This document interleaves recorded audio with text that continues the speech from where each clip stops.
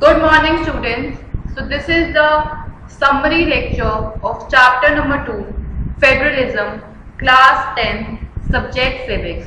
So in this particular lecture, I am going to summarize the chapter with giving you all the notes from the chapter number 2, Federalism. So it could be easy for you only to do the assignment, the test which I will give you from this chapter, and it will be easy for you to find out the answer and write it down.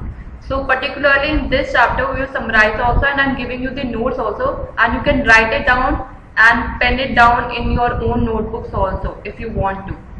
So we are starting with the summary lecture now. So first of all, we will talk about federalism, and in this the definition of federalism is also given, and if you got a question about what is federalism and what is it about, you can answer it with these lines which I have written here also. So basically federalism here is a system of government in which the power is divided between a central authority and various constituent units of the country. So basically federalism is the kind of a system of a government in which the power is divided between a central authority and the various constituent units of the country. So this is the particular definition of federalism, and to add on to that you can write this, that this is vertical division of power sharing among different levels of governments is referred to as federalism. So basically federalism is a vertical division of power sharing that you have also read in the chapter number 1 also. So here it's just a continue of that federalism is the vertical division of power sharing among different levels of government is referred to as federalism, and it is one of the major form of power sharing.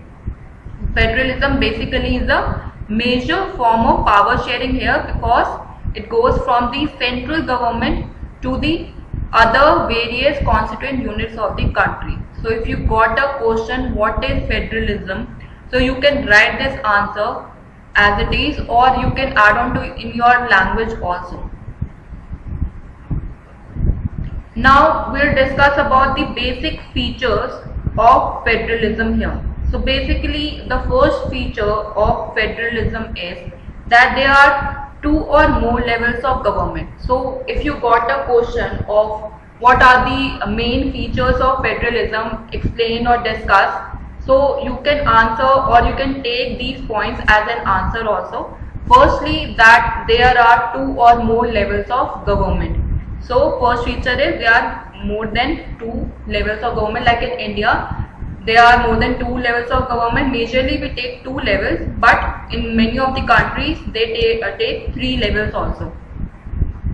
Then different levels of government govern the same citizens, but where each level has its own jurisdiction in specific patterns of legislation, taxation and administration. So basically these different tiers of government have their own power, citizens, and with each tier they have their own form of laws, and in which they have their specific patterns of legislation, taxation and administration. So the central government have their own set of powers in which what kind of citizens are working under, and each tier have their own set of laws which is jurisdiction and in specific patterns of legislation, taxation and administration.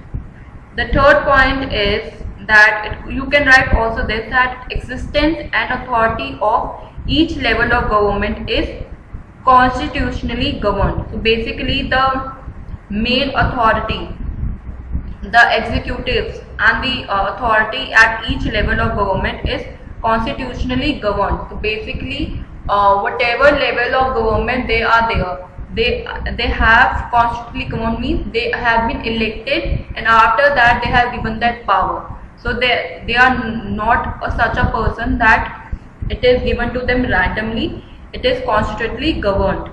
And you can write this point also, that the fundamental provisions of the Constitution cannot be unilaterally changed.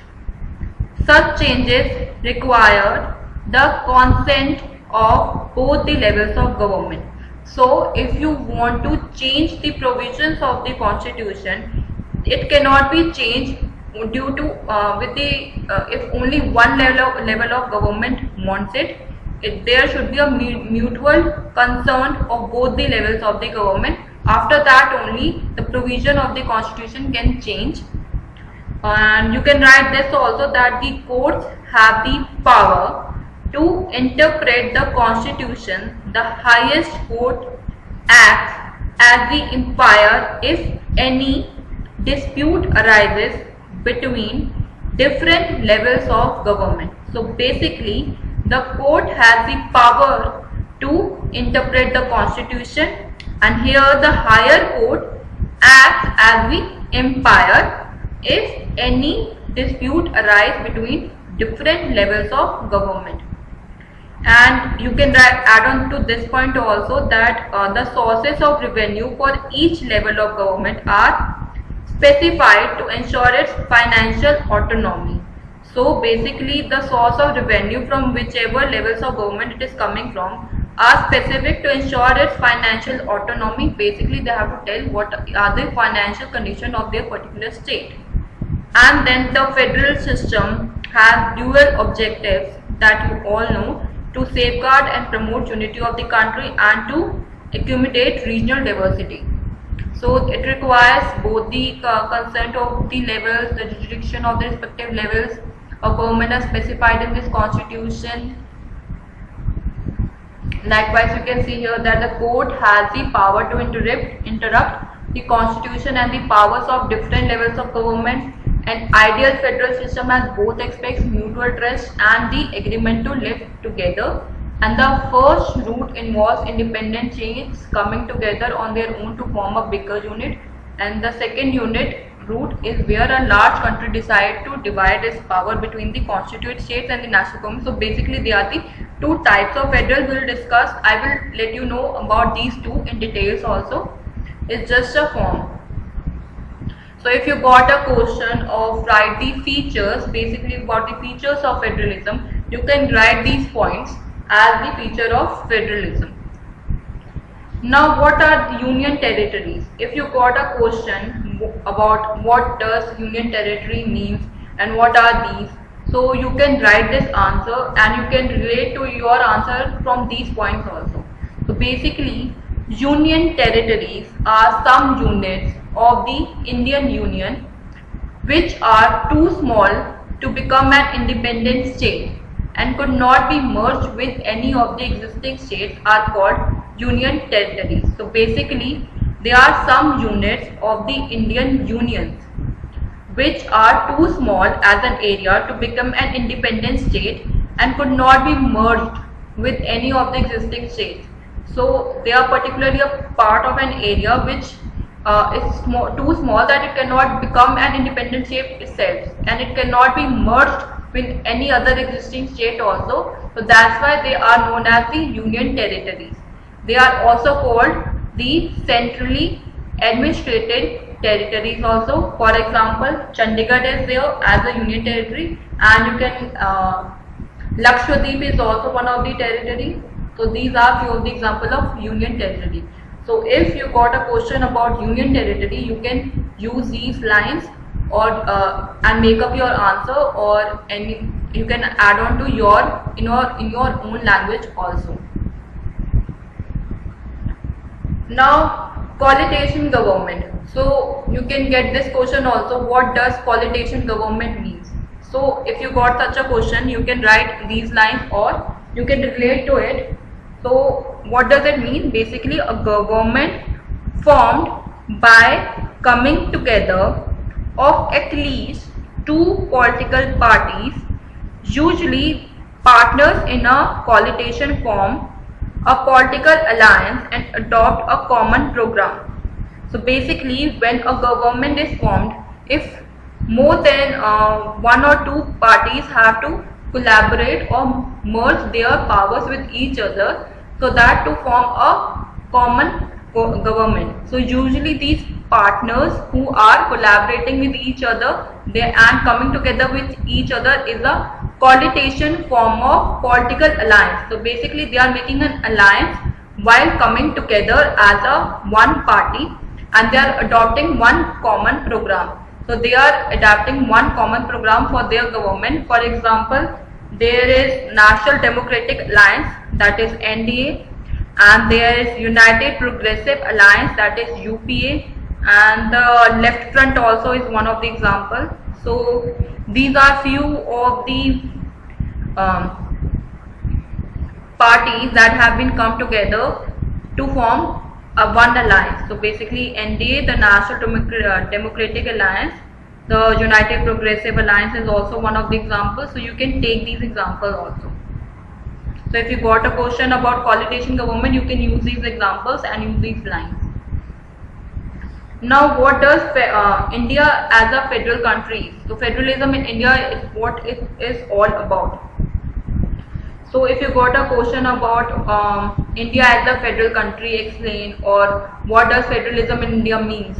So you can take any of these lines, or you can make up your own answer also.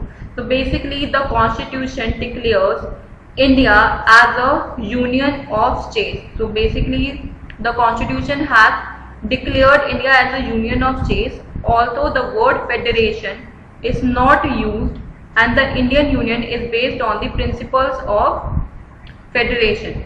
So here the constitution provided by the two-tier system of government is the union government, and what we call it as the central government, representing the Union of India, and the state government. Later on the third tier of federation was added in the form of panchayats and municipalities here. So the constitution originally provided for a two-tier system here of the government. The first one was the union government or the central government, representing the Union of India and the state governments. After that, the third tier of federation was added in the form of panchayats and municipalities. After these two tiers, the third tier was added in India, which was known as panchayats and municipalities. And the constitution provided for a threefold distribution of legislative powers between the union government and the state government was written, and it contains a three government list, which was the union list. It was for the 97 subject, basically, for example, defense of the country, foreign affairs and banking. The state list, which has 66 subjects and which includes police, trade, commerce and agriculture, and concurrent list, which has 47 subjects, which has education, forest, trade union and marriage. After that, one more was also been listed, that was residuary system, basically residuary system with computer software, and but only Jammu and Kashmir has their own constitution. Apart from all these states we have, Jammu Kashmir has their own constitution, and since like India is an example of holding together federation where the central government is more powerful than the states. Some states, for example, that have enjoyed their own constitution was Jammu and Kashmir, which has its own constitution. So they have their own constitution, they enjoy their own laws, and the other central government or state government don't interfere in their particular constitution. Now first type of federation here was that coming together federation. So it has been used in many countries and many states. So this agreement inducts independent states coming on their own to form a bigger unit, so that by pulling together and retaining identity, they can increase their security. So basically this agreement inducts the independent states. Those are the independent states which are coming together on their own to form a bigger unit so that the pulling together and retaining identity can increase their security. For example, USA is one of the examples, Switzerland is one of the examples, Australia is one of the examples. So if you got a question about write the type of the federation in bracket coming together federation, so you can write these lines and you can make your own answer also. Now the second type of federation was holding together federation. So in holding together federation, which is followed by India also, in this agreement a large country decides to divide its power between the constituent states and the national government. Basically, a large country has divided its power between the constituent state and the national government, and the central government tend to be more powerful here than the state, and often different constituent units of the federation have unequal powers. Some units are granted special powers, for example India, Spain and Belgium. These are the examples of holding together federation. So here the large country decides the power to divide it between the national and the state government, and here the central government tends to be more powerful than the state one, and at different constituent units of the federation have unequal powers also, and some have more also. For example, India, Spain and Belgium are the example of these. So if you got a question about holding together federation, you can use these lines or you can write this answer also.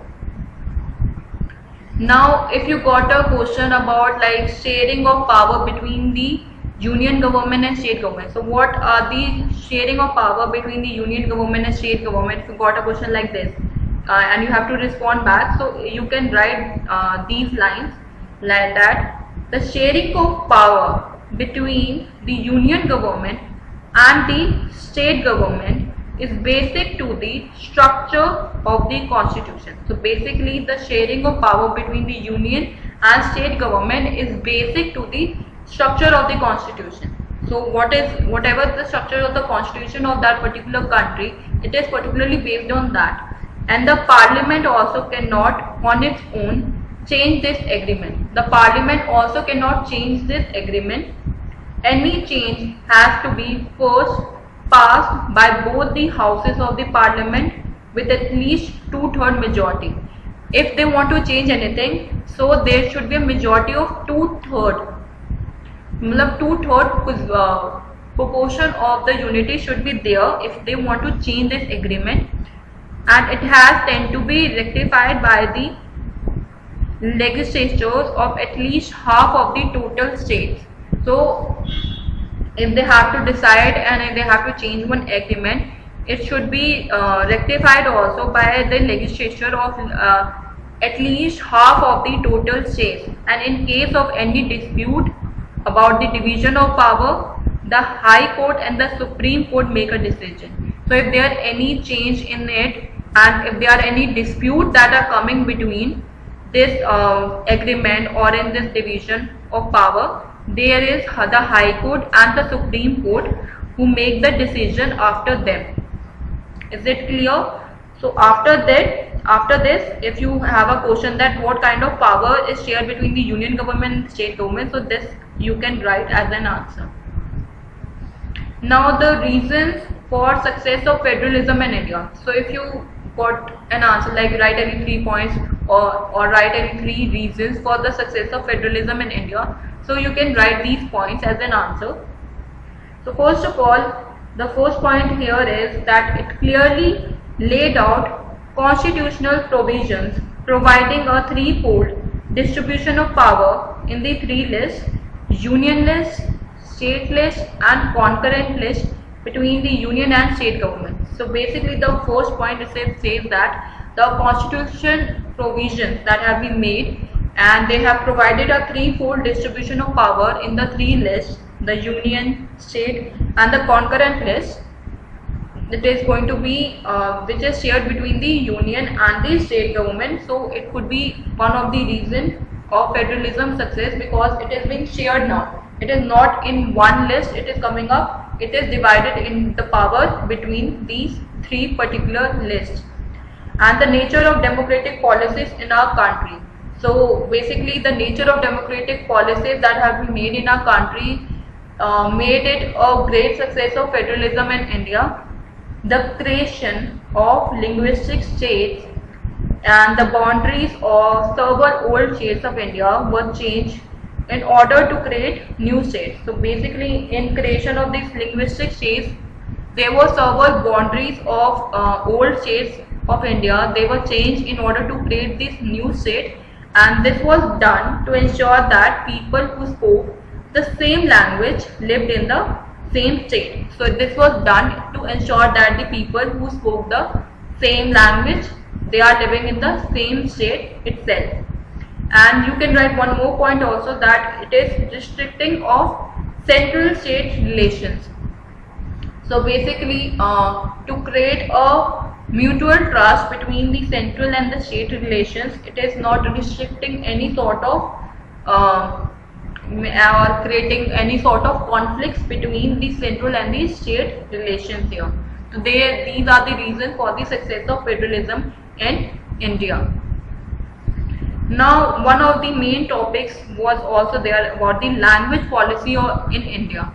So in the language policy in India was adopted in our constitution. Why? Because our constitution did not give the status of national language to any one language. So the constitution did not give any status of national language to only one language, and the formation of linguistic states united the country and made administration easier, and the leaders of our country adopted a very cautious attitude in spreading the use of Hindi.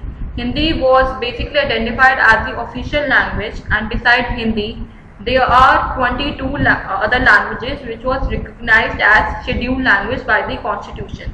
So in these census that was being held in way back in 1991 and 1992, it was discovered that there were 1500 district languages were there, and they were mentioned as their mother tongue. But after the grouping of these languages, the census found that there are major 114 languages, and after these grouping and merging also, the constitution has decided that there are 22 languages. They are including in the 8th schedule of the Indian constitution of the scheduled language, and they have given Hindi as the official language for the official purposes, and other regional languages are also used in their part of the states. So this was the language policy in India that was applied after the federalism policy. So basically decentralization in India. So if you got a question, write what are the major steps toward decentralization taken in 1992, and what does decentralization means, what does it carries. If these kind of questions come across you, you can write these points as an answer. So basically you can write that when power is taken away from central and state government and given to the local government, it is called decentralization. So basically if you got a definition of decentralization, you can write these lines: when power is taken away from the central and state government and given to the local government, it is called decentralization. And the basic idea behind decentralization is that there are a large number of problems and issues which are best settled at the local level only. So now it is a constitutional mandatory to hold regular elections to local government bodies. So in decentralization, it was a step that has been taken that in the constitution mandatory to hold the regular elections to local government bodies, and the seats are reserved in election bodies for scheduled caste, scheduled tribes and other backward classes also, and at least 1/3 of all positions are reserved for women. The State Election Commission was created to conduct panchayat and municipal elections, and the state government are required to share some power and revenue with local government bodies. So these were the major points. You can add this also, that the local government get constitutional importance in the democracy, and any representative of women may also increase with this role played by women in democracy become more stronger. And you can write this point also, that the State Election Commission was created to conduct panchayat and municipal elections, and the state government are required to share some powers and revenue with the local government bodies. So these are the major steps that you can write in the decentralization in India. If the structure of this new Panchayati Raj institution came, like what are the steps that will be taken by this new Panchayati Raj institutions, basically the local self-government in the rural and urban government, you can write these points as each village or group of villages has a Gram Panchayat. President or Sarpanch are directly elected by the adult population of the village and are the decision-making bodies. The Panchayat works under the supervision of Gram Panchayat with all the voters as its members, and the local structure goes up to the district level. A group of Gram Panchayat forms a Panchayat Samiti or block or mandal, and all the Panchayati Samitis or mandals together constitute the Zilla Parishad, which consists of elected members. And this Lok Sabha member, local MLAs and officers are also members of the Zilla Parishad, as the chairman is the political head of the Parishad.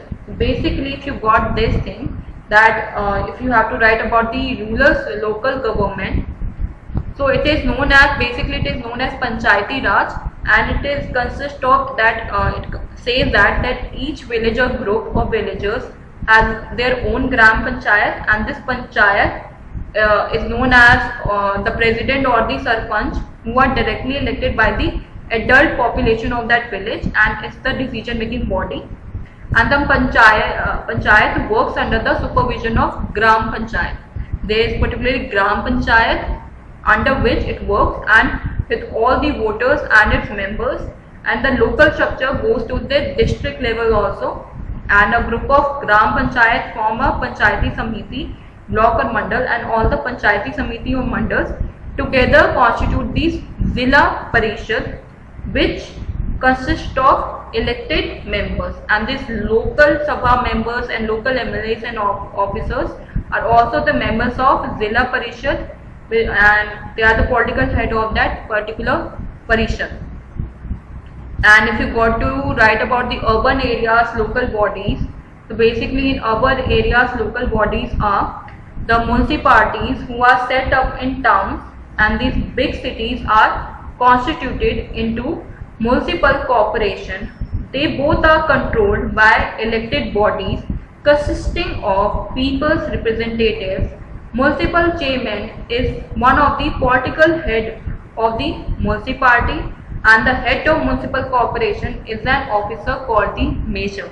So the municipality are set in towns to constitute this municipal corporation there, and both are controlled by the elected bodies consisting of people's representatives. And this municipal chairman is the political head of the municipality. The head of municipal corporation is an officer called mayor. So these are the basically all the notes of the chapter number 2 federalism. I have summarized also and given you all the notes. I am giving you assignment, and if side by side I will give you the test also. You have to solve it, and if you have any queries you can ask me in the comment section also. So basically this is the assignment you have to do as a homework. These are few of the important questions that you have to do. So what do you mean by federalism? Then what do you mean by jurisdiction? Then how many lists we have related to legislative powers? Fourth, what do you mean by decentralization? Fifth, what is the main difference between a federal form of government and a unitary one? Explain with one example. Sixth, how powers shared between the central and state government in federalism. And seventh, write main features of federal government. So basically these all questions you have to do an assignment and as a homework that I am giving you in this particular lecture. If you can refer to the notes also and write it down and solve it. and after that I will give you a test to solve it. And if you have any queries, any problem, you can ask me in the comment section or in the students inquiry box that is there on the website. You can ask me any question. If you are having any problem in this assignment also, the answers I will give you in the next lecture. So basically, please do it properly, and please stay safe at your home. Take care of your health and eat healthy. Basically, thank you so much.